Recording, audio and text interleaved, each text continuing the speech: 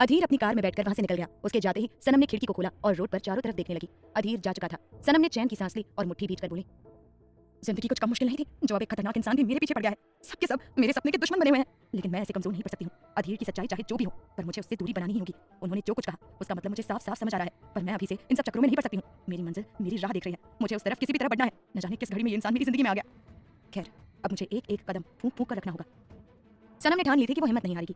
उसे ये तो पता चल गया था कि वो अनजान आदमी जो हर वक्त सनम के आसपास रहता है वो कोई और नहीं बल्कि अधीर ही है। और अधीर एक बेहद गुस्सैल बड़े घर का लड़का है और इंडिया की सबसे बड़ी कंपनी का सीईओ भी है। उसकी ताकत के आगे सनम कुछ भी नहीं है। पर सनम को ये नहीं पता था कि माफिया बॉस एडी ही अधीर है, जिससे वो उस रात जंगल में मिली थी। सनम हिम्मत वाली लड़की थी। उसे पता था कि उसका सामना किसी आम आदमी से नहीं है, पर उसे फिर भी डट कर मुकाबला करना होगा और झुकना नहीं है, चाहे कुछ भी हो जाए।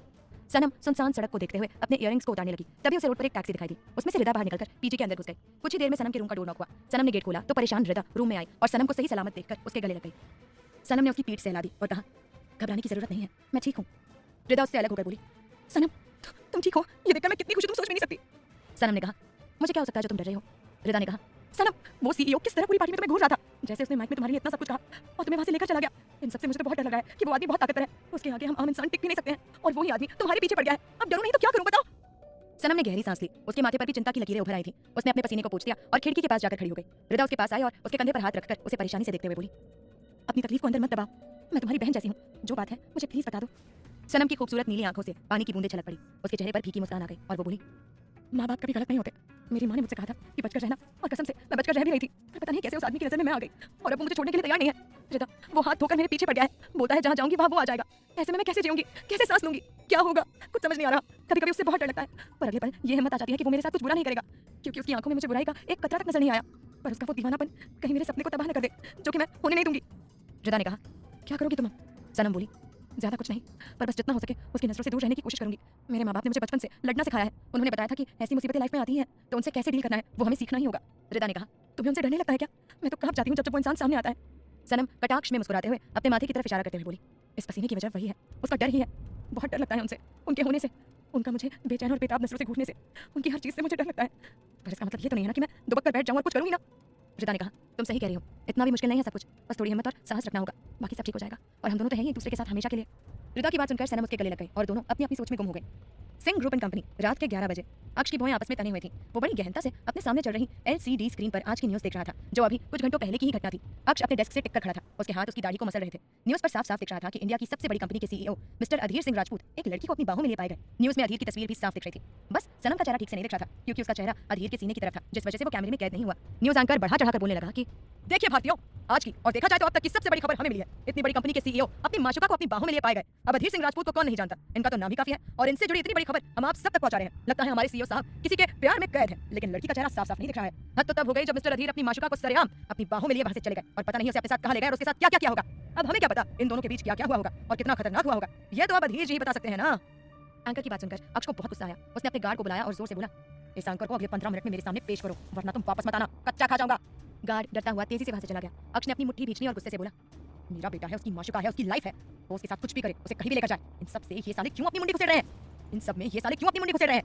एक एक की पोटी पोटी को एक एक की पोटी का दूंगा, लेकिन अधीर को भी थोड़ा होश में रहकर काम करना चाहिए, वरना उसका बेशकीमती खजाना पूरी दुनिया के सामने आ जाएगा। आज तो उसकी शक्ल किसी को नहीं दिखी, पर ऐसा हर बार नहीं होगा। आगे अधीर को बहुत चालाकी से हर काम करना होगा।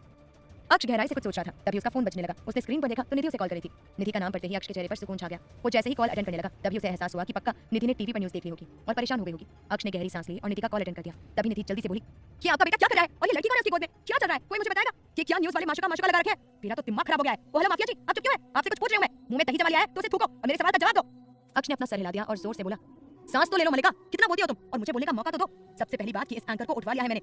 निधि बोली, हाँ तो उसकी अच्छी खासी खातिरदारी करना, एक दो मुक्के मेरी तरफ से भी मारना। हिम्मत कैसे हुई अधीर की न्यूज़ इस तरह छापने की? इतना अधीर का खौफ है तो उसकी न्यूज़ क्यों छापती? उल्लू कहीं के, इन्हें पता नहीं है क्या कि माफिया बाप बेटे से पंगा ले लिया है इन्होंने? अक्ष ने कहा, तुम शांत हो जाओ, तुम्हारा बीपी हाई हो जाएगा। रही बात अधीर की तो मैं उससे बात करने ही जा रहा हूँ, तुम चिंता मत करो। तुम चलोगी मेरे साथ उससे बात करने? निधि बोली, फालतू की बातें मत करो, आपको पता है ना उसके वहाँ वो शेर का बच्चा घूमता रहता है, जिससे मुझे बहुत डर लगता है, तो मैं वहाँ कैसे जा सकती हूँ? अक्ष बोला, अब वो शेर का बच्चा नहीं रहा, एक खूंखार शेर बन गया है। निधि बोली, पता है, देख चुकी हूं मैं उसे, तभी तो वहां नहीं जा सकती। सुनिए अक्ष, आप जाइए और अधीर से बात कीजिए, उसे पूछिए सब ठीक तो है ना, और ये लड़की कौन है जिसे वो अपनी गोद में लेकर घूम रहा है? पूरा खानदान सदमे में है कि अधीर एक लड़की के साथ कैसे घूम रहा है, पता नहीं क्या चल रहा है, मैं तो परेशान हो गई हूँ। अक्ष बोला, निधि मैं आ रहा हूँ थोड़ी देर में, तब तक तुम आराम करो और किसी तरह का टेंशन लेने की जरूरत नहीं है, वरना हालत खराब कर दूंगा। निधि बोली, हाँ हाँ ठीक है, जब देखो धमकी देते रहते हो, बाय। इतना कहकर निधि ने कॉल कट कर दिया। अक्ष ने गहरी सांस ली और बोला, फिर से निधि को टेंशन हो रही है और अधीर से बात करनी ही पड़ेगी, पर पहले इस एंकर से तो निपट लूं। कुछ देर बाद अक्ष का गार्ड उस एंकर की कॉलर पकड़कर उसे अक्ष के कैबिन में लेकर आया और उसे लात मारकर अक्ष के पैरों में गिरा दिया। अक्ष ने उसे गुस्से से घूरा और जोर से बोला, इसे उठाकर गाड़ी की डिक्की में डालो, इसे अधीर ही हैंडल करेगा, उसके खिलाफ ही बोला है ना ये।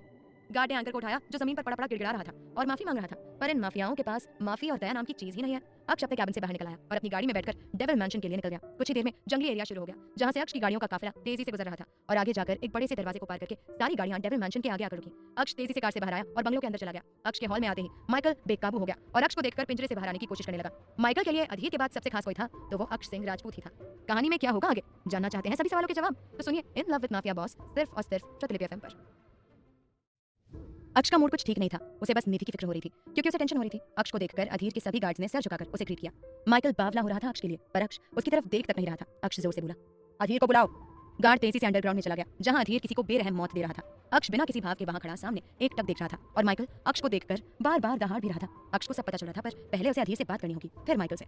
कुछ ही देर में अधीर अपनी शर्ट की स्लीव्स को फोल्ड करते हुए हॉल में आया और अक्ष को देखने लगा। अक्ष और अधीर एक दूसरे की आंखों में देख रहे थे। अक्ष ने गौर से उसकी आंखों में देखा और बोला, ये जो तुम्हें हुआ है ना, ये मुझे आज से 26 साल पहले हुआ था, जब मैंने एक खूबसूरत, मासूम और बदमाश शैतान लड़की को देखा था, तुम्हारी माँ को। अधीर कटाक्ष से मुस्कुराते हुए बोला, आप दोनों की पूरी कहानी माँ ने मुझे बचपन में ही बता दी थी, तभी से समझ आ गया था कि जुनून क्या होता है, किसी को पाने के लिए किस किस हद तक गुजरना पड़ता है, जो अपना है उसे छीनना पड़ता है, और ये सब सीखा मैंने एएसआर से, उनकी दीवानगी और उनकी जुनून से। अक्ष बोला, टीवी पर कैसी न्यूज़ फैली हुई है तुम्हारे बारे में, कुछ पता है तुम्हें? और वो लड़की वही है ना जिसकी तुम बात करते हो? अधीर बोला, मेरा चांद, मेरा जुनून है वो, न्यूज़ पर कुछ भी चलता हो उससे मुझे कोई फर्क नहीं पड़ता। अक्ष बोला, तुम्हें फर्क नहीं पड़ता पर उस लड़की को फर्क पड़ सकता है, उसका जीना हराम हो सकता है, समझ आ रहा है? इस बार तो उसका चेहरा सबके सामने नहीं आया, पर ऐसा हर बार नहीं होगा। उसके लिए मुसीबत मत पैदा करो, उसे पाना चाहते हो, अपना बनाना चाहते हो तो बनवाओ, वो तुम्हारी ही है, पर उसकी इज्जत और मान का ध्यान रखना, वरना फिर तुम अपने माफिया बाप से ही मिलोगे। अधीर बोला, ओके फादर बॉस। अक्ष उससे कुछ और बोलता, इससे पहले ही माइकल जोर से दहाड़ पड़ा। अब उसकी सहन शक्ति से बाहर हो रहा था। वो अक्ष से मिलना चाहता था, पर अक्ष उसकी एक नहीं सुन रहा था। माइकल की आवाज सुनकर अक्ष ने उसकी तरफ अब जाकर देखा और जोर से बोला, लेकर आओ इसे। अधीर अपने माइकल को गुरूर से देख रहा था, उसके चेहरे पर कातिल मुस्कान तैर रही थी। गार्ड आगे आए, उन्होंने डरते हुए पिंजरे के ताले को खोल दिया और माइकल तेजी से बाहर निकलकर अक्ष की तरफ बढ़ने लगा और सीधा उसके पैरों के पास जाकर खड़ा होकर अपने माथे को उसके पैरों से रगड़ने लगा।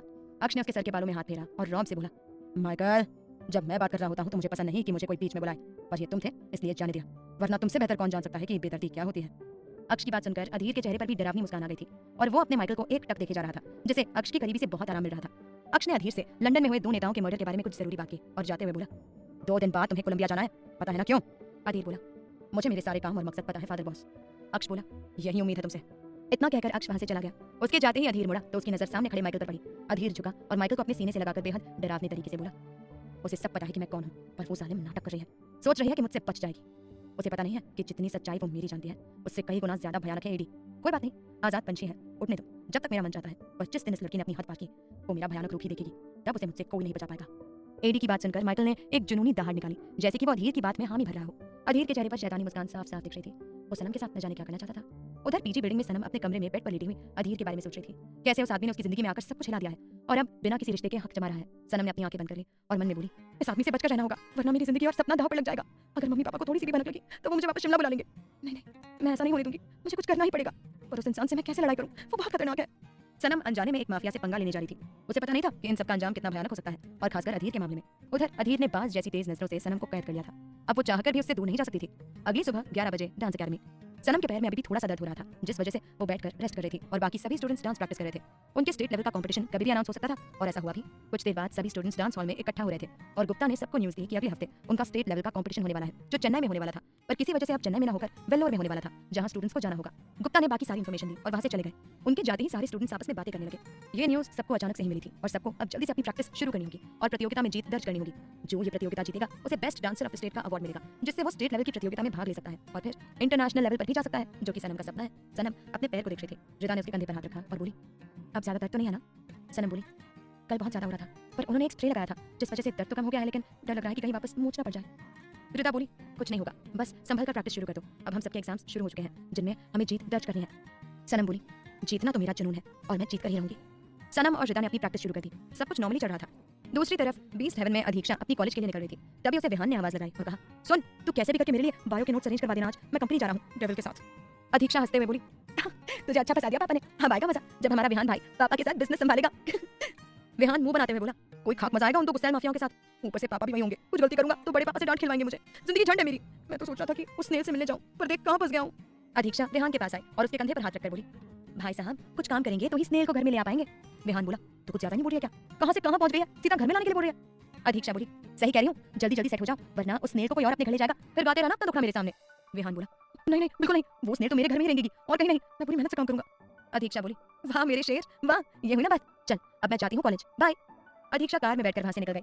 हाईवे पर जाम लगा हुआ था, सभी गाड़ियां वहां खड़ी हुई थी।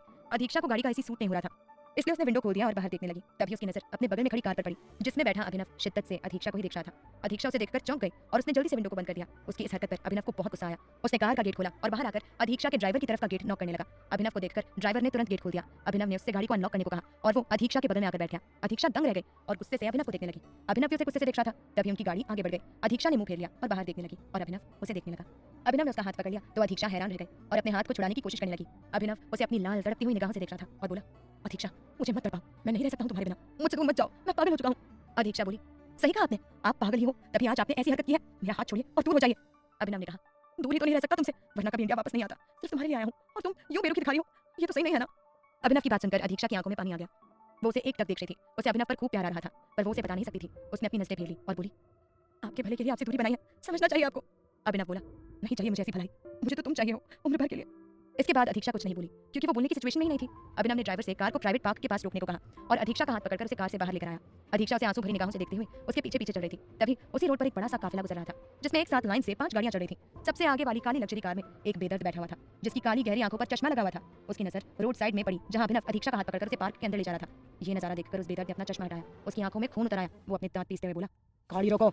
ड्राइवर ने झट से गाड़ी रोक दी और वो बेदर्द अपने गुस्से और नफरत में कार से बाहर आया। उसके सभी गार्ड्स उसके आसपास आकर खड़े हो गए। सबकी नजरें झुकी हुई थी और उनका बॉस गुस्से में आगे बढ़ रहा था। कहानी में क्या होगा आगे जानना चाहते हैं सभी सवालों के जवाब तो सुनिए in love with mafia boss, सिर्फ और सिर्फ प्रतिलिपि एफएम पर।